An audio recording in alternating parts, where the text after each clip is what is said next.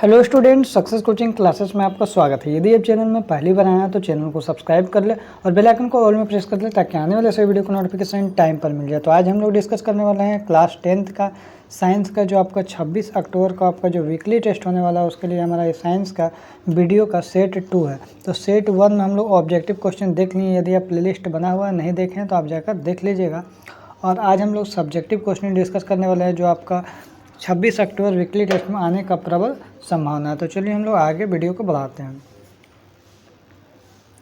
देखिए सबसे पहला यहाँ पर क्वेश्चन सब्जेक्टिव में देखिए अति लघु हम लोग करने वाले हैं। तो पहला क्या बोल रहा है, उभयलिंगी पुष्प किसे कहते हैं। तो याद रखिए उभयलिंगी पुष्प किसे बोलते हैं। तो जब पुष्प में पुंन कैंसर और स्त्री कैंसर दोनों उपस्थित होता है उसे हम लोग क्या बोलते हैं, उभयलिंगी पुष्प हम लोग बोलते हैं। आगे देखिए दूसरा क्वेश्चन क्या बोल रहा है, शुक्राणु का निर्माण कहाँ होता है। तो याद रखिएगा शुक्राणु का निर्माण किस में होता है, वृषण में होता है। किस में होता है, वृषण में। ठीक है, आगे देखते हैं। अगर हम लोग तीसरा क्वेश्चन की ओर देखते हैं, अंड कोशिका का निर्माण कहाँ होता है। तो याद रखिएगा अंड कोशिका निर्माण अंडाशय में होता है।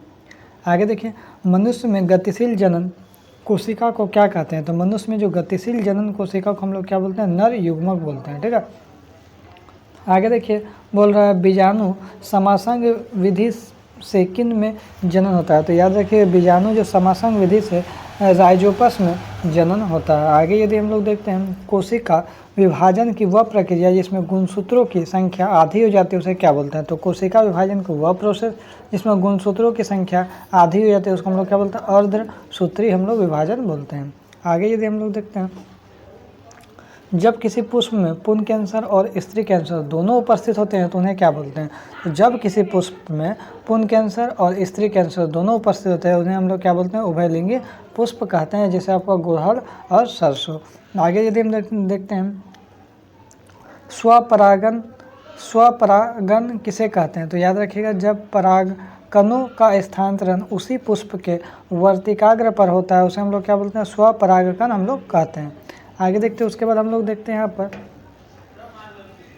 हम लोग शॉर्ट क्वेश्चन देखिए, अलैंगिक जनन की उपेक्षा लैंगिक जनन का क्या लाभ है। तो देखिए यहाँ पर क्या क्वेश्चन बोला है, अलैंगिक जनन की अपेक्षा लैंगिक जनन में क्या लाभ है। देखिए अलैंगिक जनन द्वारा उसी तरह की संतति उत्पन्न होती है। क्या बोल रहा है, अलैंगिक जनन जो है उसमें उसी तरह का संतति उत्पन्न होती है जैसे जनक होता है जो नई समष्टि उत्पन्न करने में सहायक नहीं है। क्या है, जैसा जनक होता है जो नई समष्टि उत्पन्न करने में सहायक नहीं है, किसमें, अलैंगिक जनन में। इसके विपरीत अगर लैंगिक जनन होगा तो लैंगिक जनन द्वारा डीएनए प्रकृति की सहायता से नई समष्टि उत्पन्न होती है जिससे कुछ भिन्न होगा, कुछ अलग जीव प्राप्त होते हैं।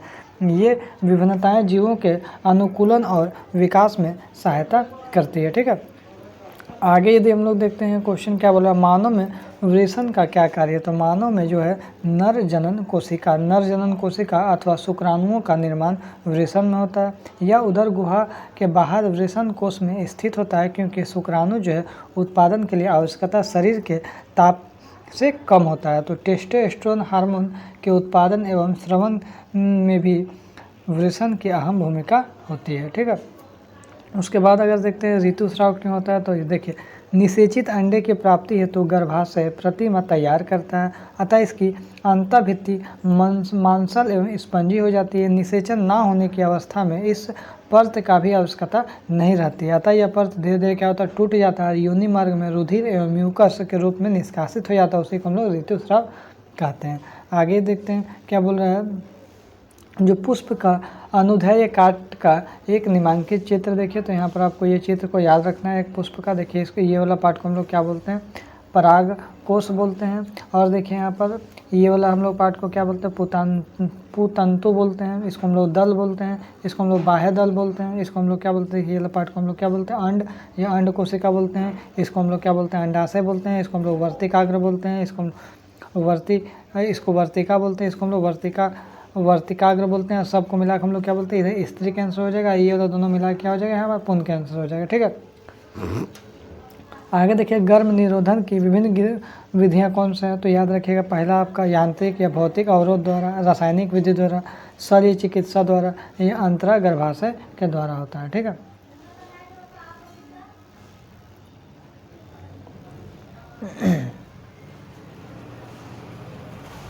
देखिए एक कोशिका और बहुकोशिकीय जीवों की जनन पद्धति में क्या अंतर है? तो बोल रहे एक कोशिका जीवों में जनन सामान्यतः अलैंगिक जनन द्वारा होता है। इसकी विभिन्न विधियां निम्नलिखित प्रकार से होता है। इससे आपका द्विखंडन, बहुखंडन, मुकुलन, समसूत्री विभाजन, असमसूत्री विभाजन एवं यह एक एकल पैतृक होता है। क्या होता है? बहुविभाजन जीवों में अधिकतर लैंगिक जनन होता है। यह द्विपैतृक होता है। इसमें युग्मक बनाने तथा उसके संयोग करने की आवश्यकता भी पड़ती है। इसमें युग्मों के बनने के लिए युग्मक जननी की आवश्यकता पड़ती है। नोट: जो बहुकोशिकीय जीवों में पौधे विभिन्न प्रकार के अकशेरुकियों में लैंगिक जनन भी होता है। ठीक है, आगे यदि देखते हैं तो इसमें आपको देखिए इतना इंपॉर्टेंट क्वेश्चन आपका था। तो यदि आपको वीडियो अच्छा लगे तो लाइक शेयर एंड सब्सक्राइब जरूर करें। फिर मिलते हैं हम लोग इसी तरह से नेक्स्ट वीडियो में।